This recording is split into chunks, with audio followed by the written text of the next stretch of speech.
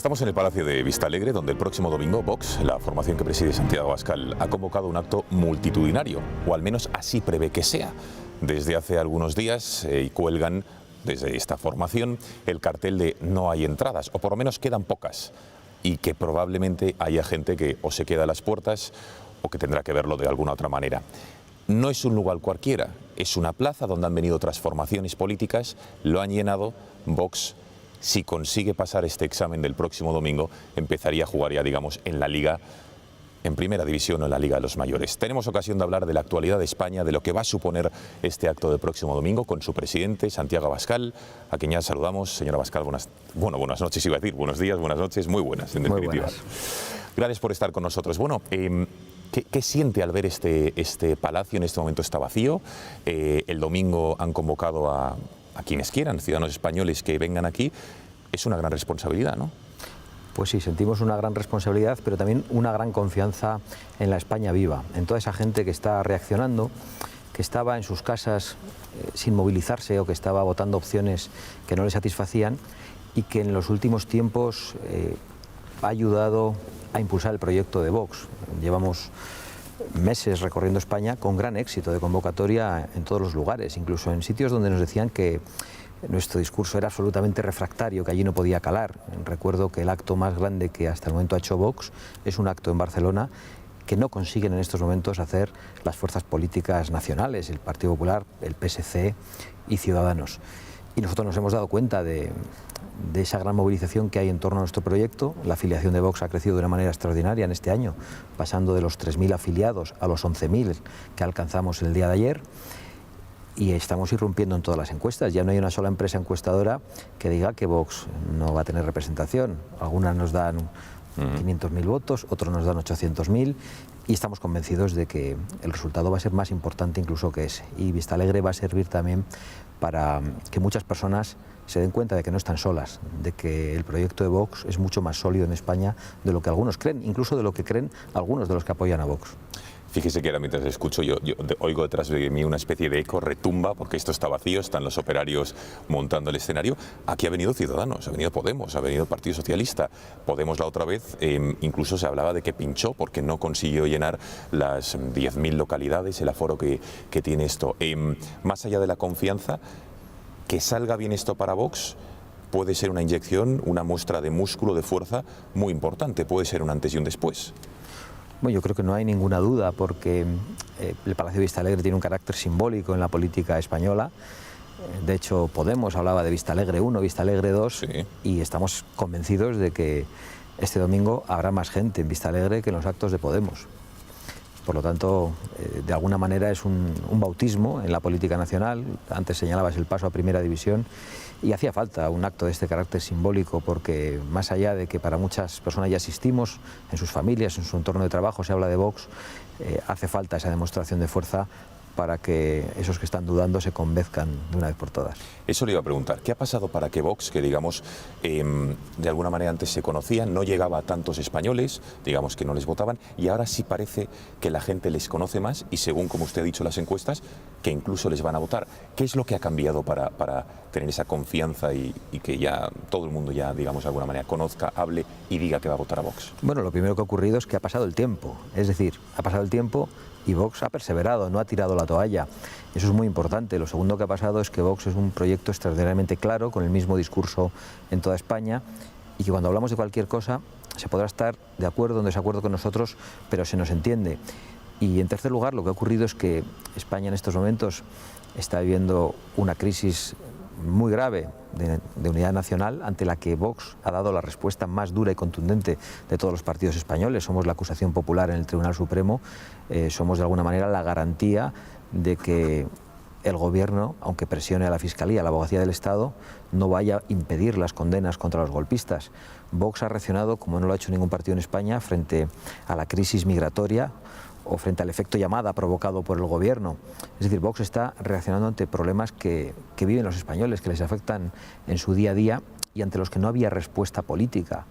Y yo creo que eso es importantísimo, ¿no? Vox hoy es la claridad política, y por eso se nos coloca en San Benito, y se nos insulta de muchas maneras. Ahora hablaremos de las encuestas, bueno, quiero decir, de las etiquetas, de Cataluña, de la inmigración. Hoy, sin ir más lejos, el periódico El País les dedica una entrevista y les tildan, ahora lo veremos. Interesante. Bueno, no se le puede llamar entrevista, porque hay, de las 50 preguntas que me hizo, ha publicado 3. Bueno, ahora nos da detalles, pero de las encuestas que la ha mencionado usted, la gran mayoría, dice, de empresas demoscopias le dan escaños, incluso el CIS, que le da una intención de un 1,5% de intención de voto. ¿Se las creen? Es decir, ¿hasta qué punto son fidedignas para bien o para mal? Es decir, ¿se quedan cortas? ¿Reflejan lo que es? ¿Qué estudios barajan ustedes? ¿Que han sondeado la calle? ¿Cuál es la realidad?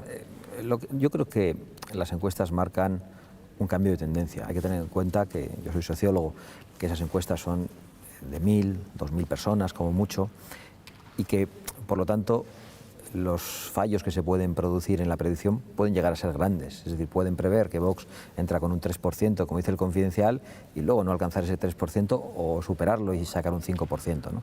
Porque con unas muestras tan pequeñas es muy difícil proyectar el resultado de formaciones aún pequeñas o sin representación parlamentaria. Pero yo creo que esas encuestas se van a quedar muy lejos de la representación que Vox va a tener cuando se convoquen elecciones. Muy lejos por cortas, dice usted. Por cortas, pero por cortas no digo que esas encuestas no estén señalando la fotografía actual. Lo que digo es que el efecto bola de nieve que se va a producir alrededor de Vox en los próximos meses va a hacer que Vox irrumpa con mucha más fuerza. ¿En qué se basa para decir esto, el efecto de nieve? Porque tienen unas en la manga, tienen previsto alguna acción, acto. Es una constatación de lo que está ocurriendo. Vemos que en la medida en que la afiliación está creciendo, crece cada vez de una manera más acelerada. Y esto lo estamos viendo estos días, estas semanas. Cada día el número de personas que se afilian a Vox es mayor que las que se afilian el día anterior. Ese es el efecto bola de nieve, y creo además que un acto tan importante como el de Vistalegre este domingo va a consolidar ese crecimiento y lo va a acelerar. Por cierto, afiliaciones reales, no es como otros partidos, ¿no? Se dice que usted que son 11.000, son 11.000 contados. Son 11.000 contados y que pagan sus cuotas. Y mira, el otro día nos llamaba un medio de comunicación, le dábamos los datos de afiliación y además les dábamos los datos de ingresos totales por afiliados. Y publicaron después la noticia ofreciendo un dato que nosotros desconocíamos. ¿Qué es cuál? Vox ingresa por afiliados al año la mitad de lo que ingresa el Partido Popular por afiliados al año. Es decir, el tamaño del Partido Popular y el de Vox no tienen nada que ver en este momento y, sin embargo, a través de nuestros afiliados ingresamos ya la mitad de lo que ingresa el Partido Popular.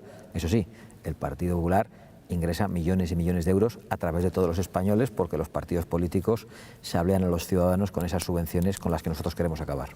También hablaremos de ello. Entonces, ya por último, por cerrar el apoyo real que puede tener Vox, yo no sé si usted se mojaría, por ejemplo, en el Congreso de los Diputados o en las elecciones europeas que van a ser el año que viene, las del Congreso no sabemos, dependerá del presidente Sánchez. ¿Usted se atrevería a mojarse, apostaría cuántos escaños podría sacar en el Congreso Vox o en las europeas? Bueno, realmente no sabemos cuándo van a convocar las elecciones generales y eso influye, pero yo estoy convencido que Vox va a superar claramente el 1.000.000 de votos en España y que Vox va a conseguir ser, con la representación que obtenga, la llave del próximo gobierno. Vamos a hablar de lo que se oye de Vox, ¿no? Porque se oye de todo en los medios de comunicación: patriotas, derecha sin complejos, derecha alternativa, ultraderecha, extrema derecha. El País hoy mismo, en esa entrevista, reportaje, usted ahora nos definirá qué es lo que ha sido, titula hoy, y abro comillas, la nueva extrema derecha irrumpe en escena. ¿Cuál es la verdadera definición de Vox, señora Abascal, teniendo en cuenta que usted, sé que no le gusta dedicar mucho tiempo a rebatir las etiquetas, pero se lo tengo que preguntar? Bueno, de hecho no voy a dedicar ni un solo segundo. Es que no perdemos el tiempo en las etiquetas que nos ponen, porque además nos las colocamos como medallas en el pecho.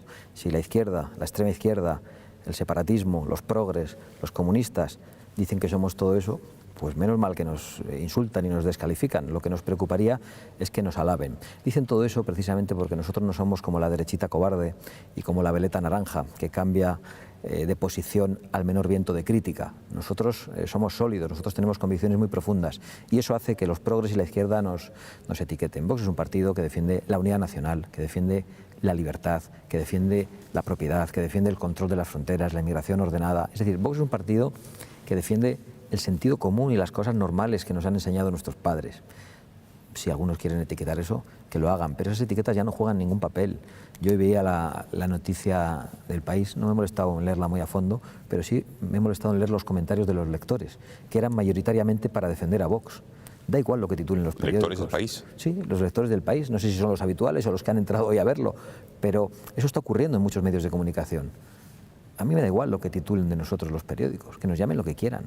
Lo que me importa es lo que piensan sus lectores y, por suerte, los lectores empiezan a pensar lo contrario de lo que dicen los directores de los periódicos y la casta y el establishment que está al frente de muchos medios de comunicación.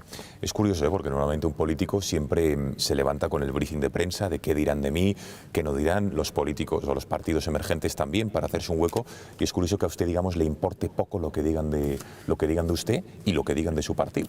Es que nosotros hemos venido a dar una patada en el tablero corrompido de la política española. Nosotros hemos venido a poner patas arriba este sistema que enfrenta a los españoles, que les arruina, que nos divide, que nos hace perder libertades. Hemos venido a cuestionar el estado de las autonomías, que es el estado de bienestar de los partidos políticos y de muchos medios de comunicación. No podemos esperar que nos llamen bonitos. Lógicamente van a atacarnos muy duramente. Y ahora solo están con las etiquetas, pero la guerra sucia va a ser mucho más dura.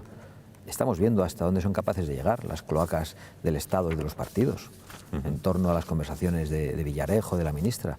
No me cabe ninguna duda de que idearán lo que tengan que idear para tratar de desprestigiarnos, pero estamos preparados. Sabemos de lo que son capaces. Lo de las etiquetas, los insultos, los sanbenitos que nos pongan, eso es lo menor que van a decir de nosotros. Hablemos del voto útil y de la utilidad de Vox, si le parece, porque es un debate que sin lugar a dudas está en la calle. Si no aspiran todavía a gobernar, porque la aspiración primera entiendo yo que es tener representación parlamentaria en las elecciones donde se van a presentar, ¿para qué sirve entonces votar a Vox? Bueno, nosotros, eso de que no aspiramos a gobernar... He dicho a día de hoy, señora Abascal, entiendo que a largo plazo sí, pero digo por lo menos... Aspiramos a gobernar, lo dejamos en eso. Lo que pasa es que sabemos que eso no suele ocurrir de la noche a la mañana. Pero Vox ya está influyendo sin tener representación política. Nuestra reflexión es la de ¿en qué está influyendo Vox? En el discurso, por ejemplo, de Ciudadanos o en las acciones de Ciudadanos. Lo está haciendo. Yo veía a Inés Arrimadas ayer sacando la bandera de España en el Parlamento de Cataluña, lo aplaudimos, nos alegramos. Les veías retirando lazos a Albert Rivera y a Inés Arrimadas un día después de que nosotros lo hiciéramos en Gerona.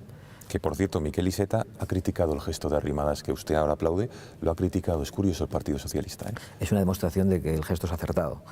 Pero yo creo que ese tipo de gestos que han caracterizado a Vox en estos meses tienen mucho que ver con la existencia de Vox, con su irrupción en las encuestas. Ciudadanos y el Partido Popular, con ese discurso que hizo Casado cuando fue elegido en el Partido Popular, estaban directamente tratando de competir en el discurso que estaba realizando Vox, con poco éxito, porque de alguna manera, bueno, a nosotros nos ha ocurrido algo que quizá a muchos sorprenda. Después de la llegada de Pablo Casado, Vox ha crecido en un 35%. Eso nadie lo esperaba. Es más, algunos pronosticaban que iba a ser al revés. Y no, para nada. ¿Qué ha ocurrido? Que Pablo Casado ha defendido algunas cosas de las que nosotros defendemos, algunas, pero inmediatamente se ha retirado de esa defensa, con lo cual ha legitimado nuestro discurso ante muchos más españoles y él ha dejado de defender esas cosas. Lo primero que ha hecho es afirmar una defensa cerrada de las autonomías, ha dicho que su modelo político es el de Feijóo. El modelo de Feijóo es la imposición lingüística en Galicia, el modelo de Feijóo es una vuelta de tuerca en materia de memoria histórica en Galicia y en materia de ideología de género en las escuelas en Galicia. Ha puesto como portavoz a Maroto, la peluquera de Bildu. Es decir, se ha retirado absolutamente de cosas que algunas de las personas que han confiado ahora en Pablo Casado pensaban que iba a defender. ¿Y qué ha hecho al final? Pues al mencionar a Vox ha hecho que mucha gente mire a Vox y diga, pues es verdad, ahí está Vox para defender esas cosas. Es decir, hemos influido sin representación, hemos influido con las querellas en el Tribunal Supremo. ¿Qué no seremos capaces de hacer si tenemos 5 diputados en el Congreso? O 10, o 20. El otro día está Pablo Casado, estuvo aquí en El Gato, y le comentamos que Aznar dijo una frase por la mañana que a mí me llamó mucho la atención, que confiaba en Casado, y vuelvo a abrir comillas, porque estaba parando la sangría de votos que se estaba produciendo del PP a Ciudadanos y a Vox.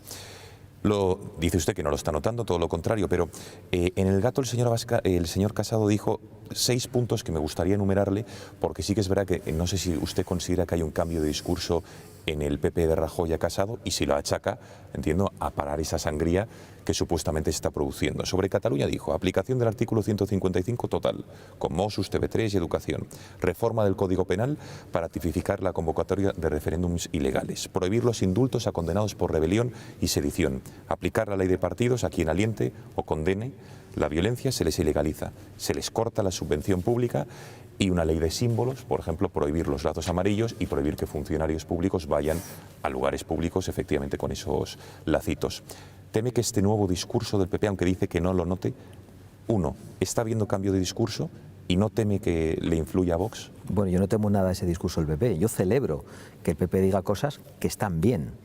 Ahora bien, se queda bastante lejos de lo que nosotros estamos planteando en Cataluña. En Cataluña entendemos que el artículo 155 se ha demostrado inútil. Habrá que utilizar los mecanismos constitucionales que hagan falta, incluso el artículo 116 del estado de excepción. Eso de retirar las subvenciones a quienes alienten la violencia, no, habrá que ilegalizar a los partidos que ya han dado un golpe de Estado y que son estructuras del golpe. Realmente nosotros tenemos una posición muy firme, muy beligerante, ¿no? Celebro que Casado diga estas cosas, pero hay cosas que se pueden decir con crédito y cosas que se pueden decir con descrédito. Y yo creo que a Casado le pesa la acción de gobierno del Partido Popular, del que fue portavoz durante la época de Mariano Rajoy. Y bueno, está muy bien que lo diga, lo que tiene que hacer es mantenerlo. Y estoy convencido que si sigue diciendo cosas como esa o parecidas, podremos colaborar para derrotar el golpe separatista. Sigamos hablando de Cataluña, si le parece. En un 47% en torno, dicen 2 millones de catalanes se quieren separar de España, según las elecciones autonómicas del pasado mes de diciembre. ¿Qué haría, señora Abascal, con todos estos ciudadanos catalanes, todavía españoles? ¿Qué les diría o de alguna manera cómo les seduciría para que no se quieran ir de España y que quieran seguir siendo españoles? Bueno, en primer lugar, a quien quiere cometer una felonía de esas características hay que decirle la verdad, como un niño caprichoso. Entonces yo, a los que se quieran separar de España, les permitiría que se separen de España. Es decir, que se vayan de España, pero sin un solo palmo del territorio español. Eso en primer lugar, para que quede dicho con toda claridad que España ni se debate, ni se discute, ni se dialoga sobre su unidad. Ahora bien, somos conscientes de que eso no va a pasar, de que no se van a ir 2 millones de personas, pero tienen que tener absolutamente claro que nunca va a ocurrir lo que ellos pretenden. A partir de ahí yo creo que no solo hay que persuadir, primero hay que aplicar la ley con toda contundencia. La aplicación de la ley es uno de los mecanismos educativos más profundos. Esto lo decía Rosa Díez también. Y a partir de ahí habrá que dedicar toda una tarea del Estado, educativa, en los medios de comunicación, para tomar el control y para revertir el proceso creciente de odio a España. Eso no se va a hacer de la noche a la mañana. Durante 3 décadas se ha conseguido que generaciones de catalanes odiasen a España. Harán falta 3 décadas, o 4, o 5, para hacer que ocurra lo contrario. Y habrá una generación perdida, y tendremos que saberlo, tendremos que asumirlo probablemente. Pero lo primero que tienen que saber todos esos, más que esperar ser seducidos, es que serán combatidos. Es que no tienen ninguna posibilidad de robarnos lo que es de todos nosotros. Es que a mí Barcelona me pertenece igual que a ti, que eres catalán, igual que a la provincia de Álava, de la que yo procedo, te pertenece a ti también. Yo tengo clarísimo que España es de todos los españoles sin distinción. Y por lo tanto ese es el mensaje que quiero lanzar con toda contundencia. España no se va a romper pacíficamente.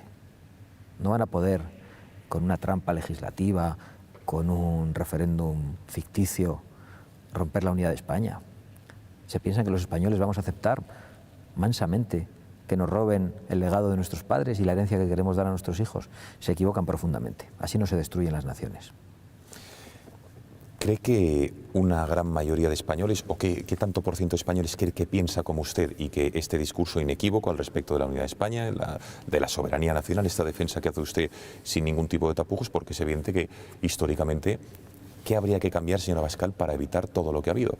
Partido Socialista, Partido Popular, ahora otra vez el PSOE, han negociado con los nacionalistas, han tenido un peso muy específico y determinante en la gobernabilidad de España, ha habido cesiones.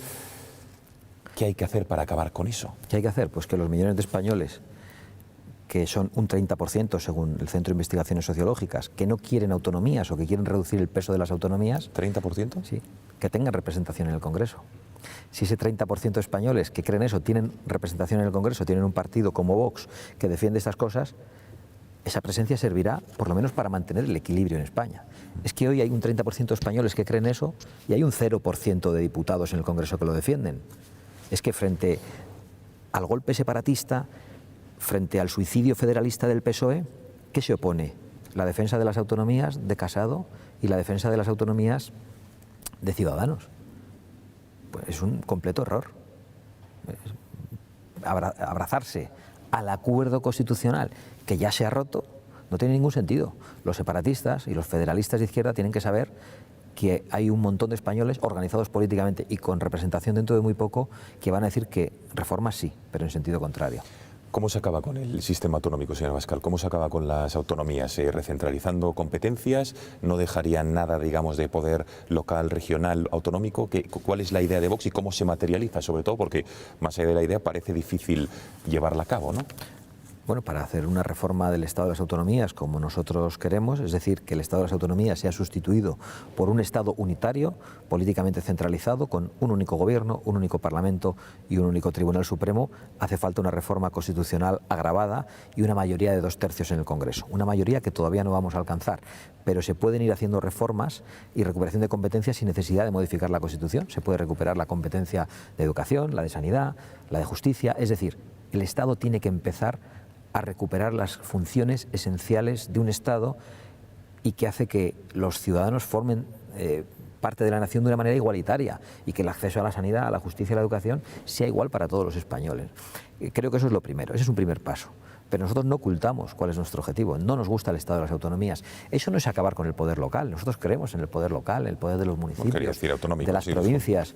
Nosotros, a diferencia de lo que dicen otros, no queremos terminar con las diputaciones. Las diputaciones provinciales han funcionado bien en España, más allá de que ahora se hayan podido convertir en focos de colocación, pero como estructuras han funcionado bien en España y de corrupción. ¿Para qué? Para dar servicio a los municipios pequeños que no tenían servicio. Eran una herramienta de cohesión del territorio muy importante. Las autonomías han venido a destruir ese poder local y además han venido a destruir la pluralidad de España. Porque claro que España es plural. Yo soy vasco, tú eres catalán.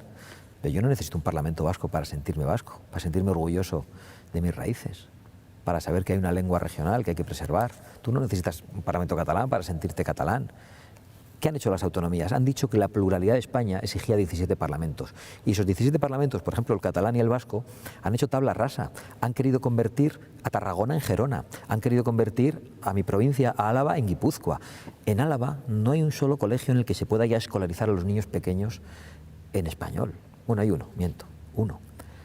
El 98% de la población de Álava es castellano parlante de cuna. Entonces, ¿qué hace el separatismo cuando gobierna las autonomías? Ellos acaban con la pluralidad de Cataluña, ellos acaban con la pluralidad del País Vasco. Y yo creo que eso hay que decirlo, y hay que decirlo con mucha valentía. Somos nosotros los que creemos en la España diversa, en esa España plural, que es plural y que es diversa, pero que es una. Sabe usted que el gobierno de Pedro Sánchez depende por una minoría parlamentaria de partidos separatistas nacionalistas, entre otros el PNV, el PDeCAT, Esquerra. Hoy se han reunido centenares de policías en las puertas de Ferraz, exigiendo la dimisión de Sánchez, entre otras cosas, señora Abascal, porque todavía no ha condenado las agresiones a policías que se produjeron el pasado sábado en esa manifestación en Barcelona, en la que creo que Vox estuvo presente. ¿Cuánto cree que va a durar este gobierno, el de Pedro Sánchez, con 84 diputados y dependiendo de la extrema izquierda y de los separatistas? ¿Cómo ve el panorama nacional? Pues va a durar todo lo que quieran que dure los que le han colocado en el gobierno, es decir, los enemigos de España, los que apoyan el terrorismo, los que apoyan el golpe separatista, que han colocado en el gobierno a un presidente que se ha convertido en un enemigo de la nación española. A ellos les interesa un gobierno débil, les interesa una España desprestigiada, les interesa un presidente del gobierno ridiculizado, con su doctorado, una serie de ministros que van dimitiendo como el Rosario de la Aurora. Eso interesa al separatismo. Es el mayor interesado en que este gobierno para debilitar, para debilitar España. Yo creo que han tenido una gran suerte con Pedro Sánchez, pero no cuentan con algunas cosas. No cuentan con Vista Alegre este domingo, no cuentan con Vox, o ya empiezan a contar con Vox, porque el abogado de Puigdemont estaba implorando a Pedro Sánchez que desactivase a Vox y que lanzase a las cloacas del Estado, probablemente a las de la señora Delgado, contra Vox. ¿Ha notado usted algún movimiento cerca de usted, de su familia, de su partido al respecto? Todavía no, pero lo notaremos. Y llegará, no es que lo notaremos, llegará. Hablemos de la inmigración. ¿Cuál es exactamente la postura de su partido? Me gustaría hablarlo tranquilamente con usted de la inmigración ilegal, porque está claro que el PSOE pasó, digamos, de las puertas abiertas, ese efecto llamada con el Aquarius, a después la devolución en caliente. El Partido Popular parecía con Pablo Casado un discurso más firme, luego pasó a hacerse la fotografía con los inmigrantes que acababan de entrar violentamente. ¿Cuál es su postura? Lo digo porque aquí también su partido es objeto de críticas otra vez y de fácil. No quiero que nos detengamos en las etiquetas de xenófobo, de populismo, no. Exactamente que justifique cuál es su postura y el porqué. Nosotros creemos en la propiedad privada. y creemos que España, como nación, es propiedad privada de los españoles. Y que España, como nuestro hogar, como nuestra casa, tiene sus paredes y tiene sus puertas de entrada. Y que los españoles deciden a quién abre la puerta. Y que los españoles no están obligados, ninguna nación lo está, a aceptar en su casa a quien entra violentamente en su casa. Y que los nacionales tenemos el derecho de regular la política migratoria en función de dos criterios: las necesidades de la economía nacional, y no parece que con los millones de parados y con la cantidad de jóvenes españoles que están trabajando en Alemania, que están trabajando en Londres, necesitemos inmigración en estos momentos. No es verdad que vengan a pagarnos las pensiones. Vienen a recibir las ayudas sociales que no alcanzan a los españoles. Y no se lo reprocho a los inmigrantes, se lo reprocho a los progres que viven cómodamente en sus mansiones, o a los progres que desde la Alcaldía de Madrid animan a saltar la valla, como la sinvergüenza Carmena, diciendo que vengan porque son los más fuertes. Yo me emociono, decía Carmena. O sea que la izquierda ahora apela al darwinismo de que vengan los más fuertes, apela a la selección natural.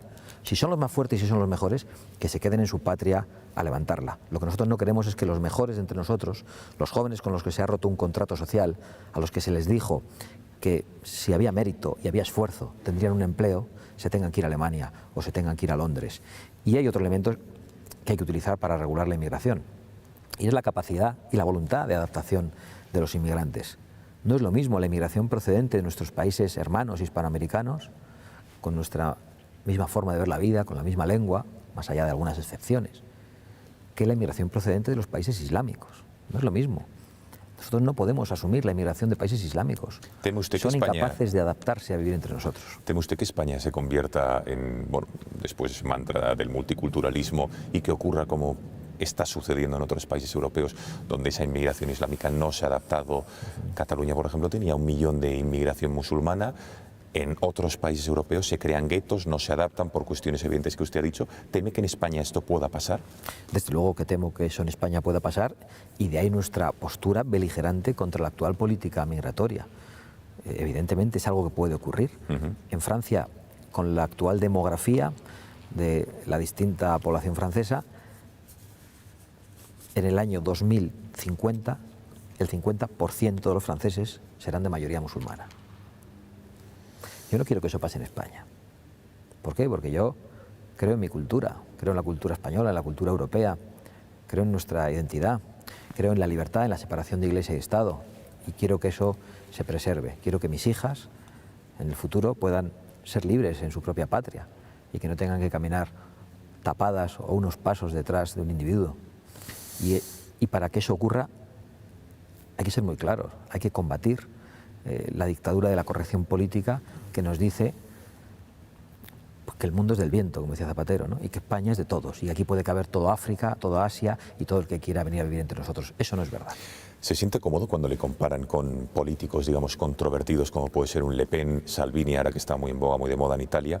¿Qué hay de común entre, digamos, Santiago Abascal o Vox y estas formaciones? Bueno, yo, en primer lugar, quiero decir cuál es el punto de discrepancia. El punto de discrepancia es que Vox y Santiago Abascal están al servicio de los intereses de España y de lo que entendemos que es el bien de los españoles. Y, por lo tanto, confrontaremos con cualquiera que perjudique a los intereses nacionales. En ese sentido, Salvini ha tenido una posición dañina para nuestros intereses en Cataluña, haciendo algunos gestos de apoyo al separatismo en los últimos años. Ahora bien, en política migratoria yo creo que está haciendo lo correcto en Italia. Y los italianos lo están aplaudiendo. Probablemente a ningún político europeo se le está jaleando en las calles y se le está recibiendo en las procesiones como se está recibiendo a Salvini en estos momentos. ¿Cuál es el punto en común? Pues lo que decía de la política migratoria, que la política migratoria tiene que estar controlada, que los estados-nación tienen que existir y que no puede haber unos Estados Unidos de Europa que rompan nuestra soberanía nacional, y también en una reacción creciente que existe en todo Occidente, una guerra cultural contra el marxismo cultural, contra la dictadura de la corrección política. Y en eso estamos de acuerdo. Probablemente discreparemos en otras muchas cosas, pero yo creo que hay un cambio de época, que estamos ante una elección de civilización. Y en la elección de civilización, pues a veces podrás coincidir con gente que ni te lo imaginabas. Ha sacado usted a colación el término de la corrección política. Se refería al PP como la derechita cobarde y a Ciudadanos como la veleta naranja, ¿no? Entonces me gustaría hablar de esto, señor Abascal. ¿Por qué cree que la derecha, digamos, hasta la fecha, el PP y, bueno, hasta cierto punto Ciudadanos, no se ha atrevido, digamos, sobre todo el PP, a dar la batalla cultural, social, de la ideología que cuando gobierna la izquierda con el PSOE impone, cambia la legislación. Por ejemplo, el PP cuando gobernó no tocó la ideología de género, las leyes feministas, la ley de violencia de género, el aborto, y luego cuando está en la oposición lo critica y llega al gobierno y no hace nada. ¿Por qué? Pues es una buena pregunta. Yo me la he hecho muchas veces y me cuesta contestarla. Hay mucha gente que me decía, ¿y por qué Rajoy hizo lo que hizo cuando llegó? Y yo me hacía la misma pregunta. Probablemente porque muchos de ellos creen en las mismas cosas que los progres. Porque el discurso progre ha calado, porque culturalmente ha vencido y ha acabado aniquilando y destruyendo a esa derechita cobarde, porque les han convencido. Pero por eso, señora Abascal, perdone, por entenderlo, a una parte, ¿no? O por miedo a la reacción, digamos, de la prensa de la que usted ha hablado, o de la clase política, que reaccionen y les digan, pues, otra vez las famosas etiquetas. Sí, sí. ¿Que es porque lo han asumido o por miedo a la reacción? Es que cuando te convencen con un insulto, cuando te ponen una etiqueta y te convencen, es que no tienes las cosas muy claras. A mí me pueden llamar lo que quieran. Si amo a mi patria, facha. Si defiendo las fronteras, xenófobo. Si respeto y me identifico con las tradiciones populares, con las fiestas del mundo rural, retrógrado. Hay una etiqueta para todo, pero al que le asusta una etiqueta es que no tiene las cosas claras, ¿no? No sé qué tiene que ver con la disposición anímica de Rajoy también. Qué lío, ¿no? Todo esta huida del conflicto permanente. No lo sé realmente, pero es un drama para España, ¿no? Esa derechita cobarde que al primer San Benito está en el rincón pidiendo perdón por existir. ¿Qué harían ustedes, señor Abascal? Lo digo medida concreta, se lo pregunté también el otro día al señor Casado, con la ley del aborto en el supuesto de que ustedes tengan representación parlamentaria y sus votos cuenten para un cambio legislativo, ya sea gobernando o ya sea, digamos, brindando o aportando sus diputados a un cambio normativo. ¿Cómo ve? Porque a día de hoy es nuevamente la ley de plazos, el aborto es un derecho gracias a Zapatero, y a Viviane Aído, el PP no tocó nada, un cambio cosmético, pero sigue estando ahí, el Constitucional todavía no ha resuelto ese recurso de 8 años. ¿Qué propone Vox al respecto?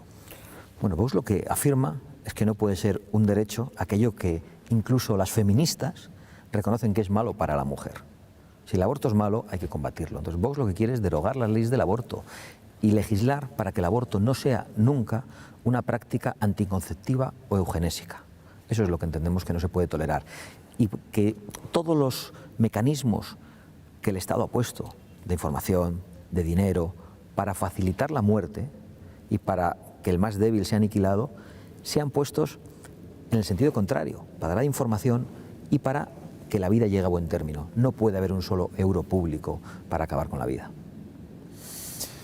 Al respecto de la ideología de género, lo estamos viendo, digamos que ha copado todos los estratos de la sociedad, la educación, acabando con la libertad de los padres, medios de comunicación, la clase política. Tenemos también la ley de la violencia de género, que el hombre ya es un supuesto, digamos, culpable, a no ser que se demuestre lo contrario. La ley de transexualidad en Madrid, del lobby LGTB en todas las comunidades autónomas. Vox en esto tampoco ha tenido pelos en la lengua y coincide con lo que muchos ciudadanos piensan, pero pocos políticos se atreven a decir.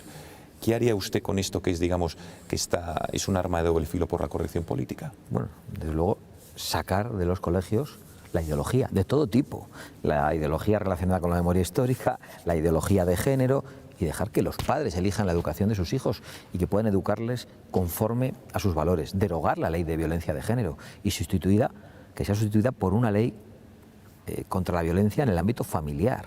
¿Qué es esto de la ley de violencia de género? ¿Qué es esto de asumir que el hombre tiene la violencia en su ADN, que está en el ADN de la masculinidad, como decía la bruja Carmena? Entonces, esto es absolutamente inaceptable. Nadie se atreve a decir nada. Hubo un representante de UPyD, creo, o de Ciudadanos, ya no recuerdo, que en su momento hicieron alguna reflexión sobre las denuncias falsas y creo que dieron algún número erróneo. Se lo comieron mediáticamente, le machacaron y se retiraron de esa posición. Pero nosotros vemos todos los días en los actos de Vox hombres afectados por falsas denuncias, que vienen acompañados de sus actuales mujeres o de sus hijas o de sus madres. Esto está afectando a millones de españoles que ven cómo, con la excusa de combatir la violencia contra la mujer, se ha convertido al hombre directamente en culpable. Que ven cómo hay hombres que en proceso de divorcio son denunciados los viernes, porque saben que quien presenta la denuncia, que el sábado y el domingo ningún juez les va a tomar declaración y van a estar en calabozo hasta el lunes. y salen dispuestos a firmar debilitándose, lo que sea. Y esto hay que denunciarlo. ¿Por qué? Porque la ley denominada de violencia de género es injusta. Porque la ley denominada de violencia de género es una ley que no está resolviendo el problema de la violencia contra la mujer. Hay que hacerlo también porque también hay violencia contra el hombre. Y decir eso no significa que no lo haya contra la mujer. Y hay que poner encima de la mesa también elementos que no quieren que pongamos encima de la mesa. Y es decir, ¿quiénes son los autores? Por ejemplo, en este año, nosotros estamos estudiándolo y no quiero avanzar los datos, pero los diremos cuando los conozcamos todos. ¿Quiénes son los autores de los asesinatos de mujeres este año?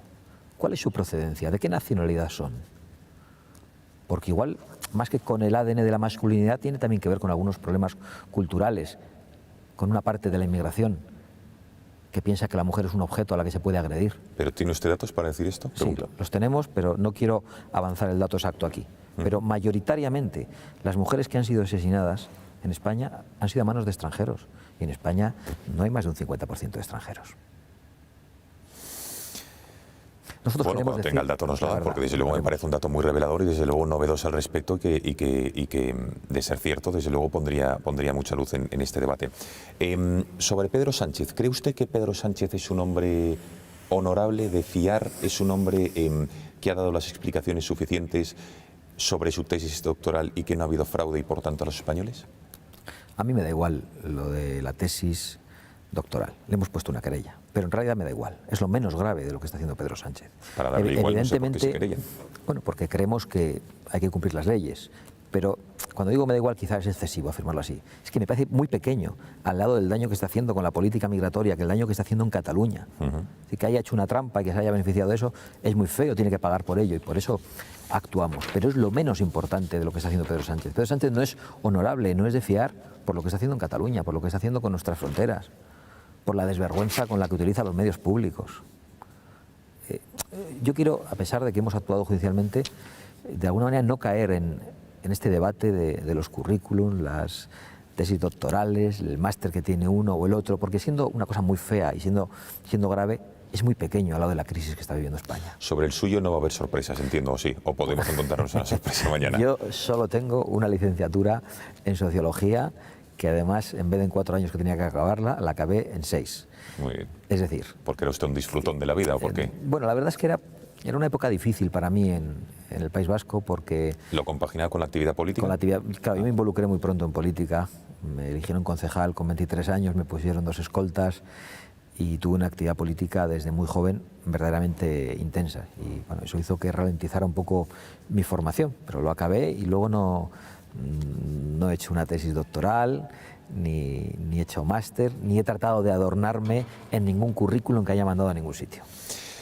Hablemos de las líneas, digamos, éticas o morales, de los estandartes, las fronteras que están poniendo los partidos, porque parece ser que lo están elevando mucho después de tantos y tantos casos de corrupción que hemos visto en España. Vox todavía, digamos, no tienen poder, todavía no han tenido ningún caso de corrupción, pero ¿cuál es, digamos, la postura de Santiago Abascal ante los hipotéticos, que esperemos que no ocurra, casos de corrupción que pueda haber en su partido, ya sea cuando gobiernen o de miembros de la actual ejecutiva? ¿Dónde está? Porque parece que a día de hoy a una persona ya solo por haberle imputado ya es directamente el demonio, se le apesta y luego a lo mejor es inocente. Lo digo porque usted y yo conocemos gente que incluso viene al programa, El Gato al Agua, que luego se han ido de rositas, pero ya han estado condenados mediáticamente y en los partidos. ¿Cuál es la postura de Vox? Pues esto que voy a decir, los asesores de comunicación siempre me dicen, no lo digas, no lo digas. Yo creo que Vox es el único partido que no pide la dimisión de los imputados, porque creemos en la presunción de inocencia. Porque hemos visto como muchas personas sobre las que se han lanzado toneladas de basura han resultado ser inocentes.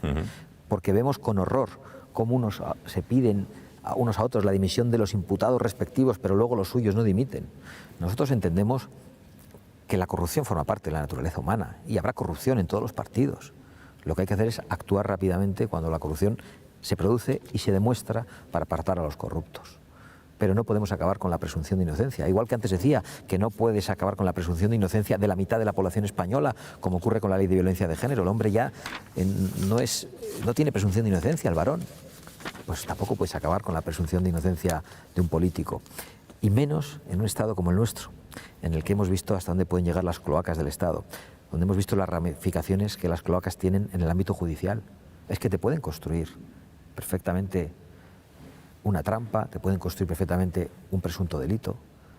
y te pueden anular durante meses o durante años, porque además la justicia es muy lenta. Es decir, en un país en el que no hay justicia es un peligro tener razón. Y en España, donde los políticos han tenido las manos metidas en la justicia tanto tiempo, pues yo creo que a veces podemos decir que no hay mucha justicia. Bueno, recta final, señor Abascal, de la entrevista. Vox habla poco, o al menos los medios recogen poco lo que Vox reflexiona, propone respecto a asuntos que no sea la unidad de España, la inmigración, la ideología de género. El asunto de las pensiones, que me parece un tema capital, está a día de hoy a debate en el Congreso, si se tienen que revalorizar con el IPC. El asunto de la pobreza energética, hay gente, señora Abascal, que bueno, cómo están los precios de la luz, que es absolutamente abusivo. Y el asunto de la economía. Ahora el gobierno, todos los datos dicen que hay una desaceleración económica clara, el gobierno la niega, parece otra vez Zapatero y los brotes verdes. Al respecto de asuntos de la economía que tocan el bolsillo de los españoles, que también les preocupa, paro, pensiones, el asunto energético, ¿qué proponen ustedes? ¿Cuál es su planteamiento?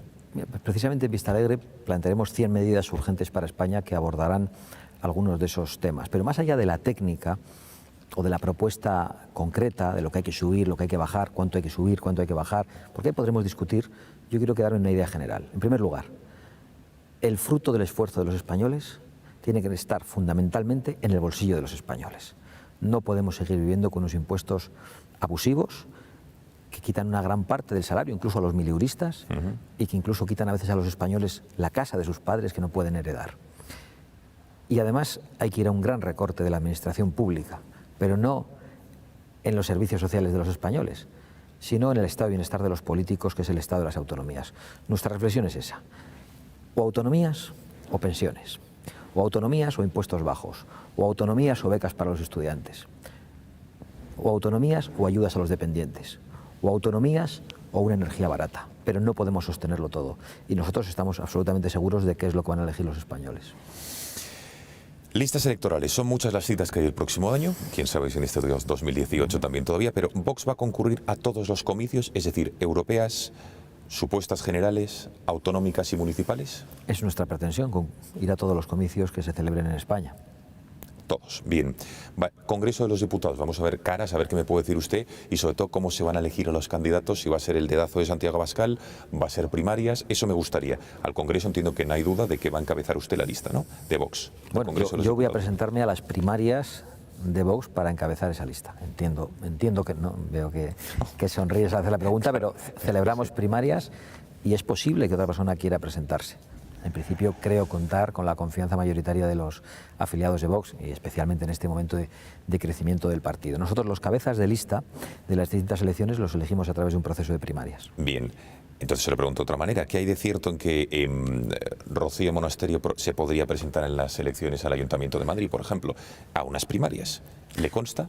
Pues la verdad es que es algo que todavía no está reflexionado. Hoy le hacían la pregunta en otro medio de comunicación. Es evidente que Rocío va a tener un papel importante en Madrid, es la presidenta de Vox en Madrid, pero no está decidido ni por ella ni por nosotros, aún no hemos reflexionado sobre ello, si su posición es más útil para el proyecto de Vox en la Comunidad de Madrid o en el Ayuntamiento. En todo caso, tendrá que presentarse en las primarias. ¿A Europa hay algún candidato que suene? Porque se van a presentar. Bueno, está por ver. Está por ver, o sea, que están viéndolo, quiero decir. Estamos viéndolo. No me va a decir el nombre. No. Cataluña, al Parlamento de Cataluña, elecciones autonómicas, Quim Torra, estamos viendo si va a convocar o no. ¿Se van a presentar? También, por supuesto. ¿Tienen candidato? Hay varias posibilidades, vamos a poder elegir. Oiga, deme un titular. ¿Qué posibilidades hay? A ver si... Y que luego elijan los militantes. Yo creo que hay posibilidades muy ciertas, pero no puedo adelantarlo. No nos va a decir nadie. No debo, por responsabilidad. Bueno, y por respeto a los afiliados. Venga, un par de cuestiones más. Por cierto, la financiación de los partidos, decía usted, o autonomías o pensiones, o autonomías o demás otros gastos que desde luego hay que afrontar. Financiación de los partidos, ¿acabaría, digamos, con la financiación pública que tienen los partidos más allá de la de sus afiliados? Sí, más allá del funcionamiento de los grupos parlamentarios, evidentemente eso es algo que yo creo que se entiende, que está sufragado con dinero público, pero lo que es la estructura de los partidos debería estar sostenida única y exclusivamente por sus afiliados. Y nosotros, si tenemos representación, presentaremos una reforma de la ley de financiación de partidos políticos para eliminar completamente las subvenciones a los partidos, a los sindicatos y a las organizaciones patronales. Cultura de la imagen, señora Abascal. ¿A usted le gusta cuidarse? ¿Le gusta dar buena imagen? Es evidente, tiene usted Instagram, nos va contando a todos los españoles. ¿Hasta qué punto es importante para usted la imagen? Porque es evidente que el discurso político lo tiene. Bueno, yo creo que el cuidarse tiene que ver con el respeto a uno mismo y también con el respeto a los demás. Pero más que la imagen, yo creo que es la vida sana lo que hay que practicar. ¿Cuánto tiempo dedica al día a las redes sociales, señora Abascal? Porque le vemos muy activo en Instagram, en Twitter. No sé si las lleva usted directamente, si se las lleva alguien, pero ¿cuánto tiempo le dedica? Pues hay algunos días que poco, por ejemplo, hoy nada, porque llevo todo el día de reuniones, y hay otros días que tengo más tiempo para introducir algunos comentarios. Pero es importante, sobre todo teniendo en cuenta el silencio mediático. Las llevo personalmente, ¿eh?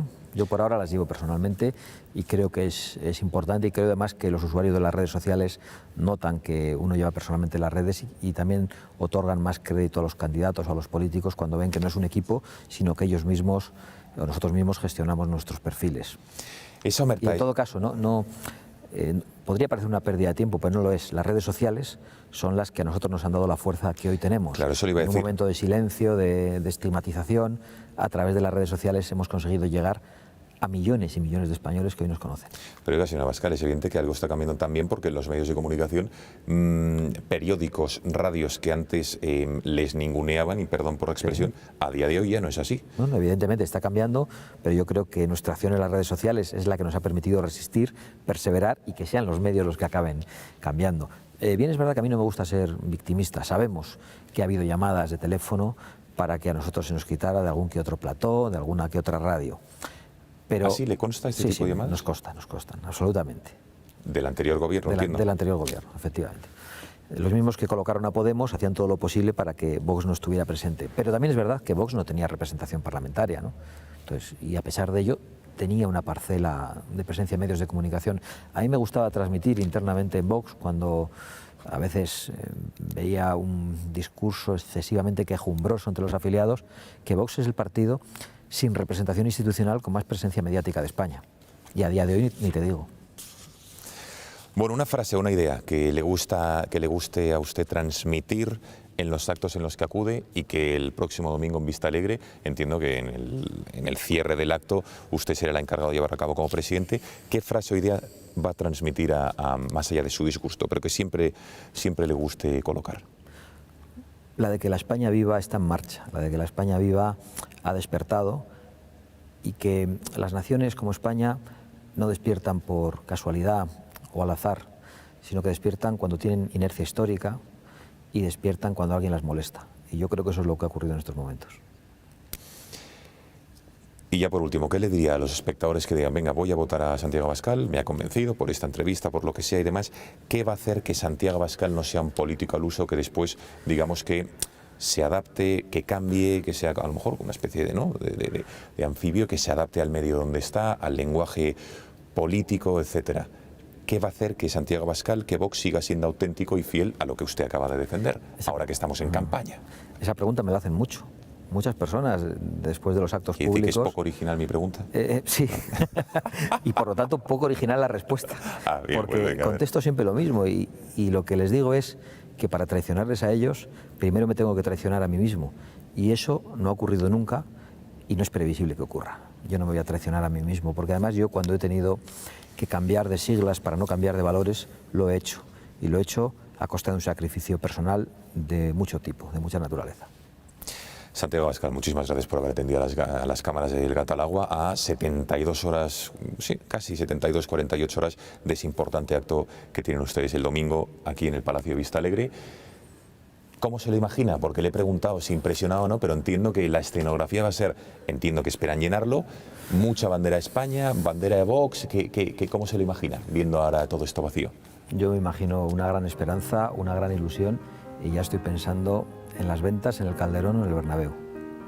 ¿Y el Camp Nou no va a ir a Barcelona? Bueno, eso también, pero no creo que nos lo dejen. Habrá que ir al del Español. Efectivamente. Santiago Abascal, que muchísimas gracias por haber atendido, y muchísima suerte el próximo domingo.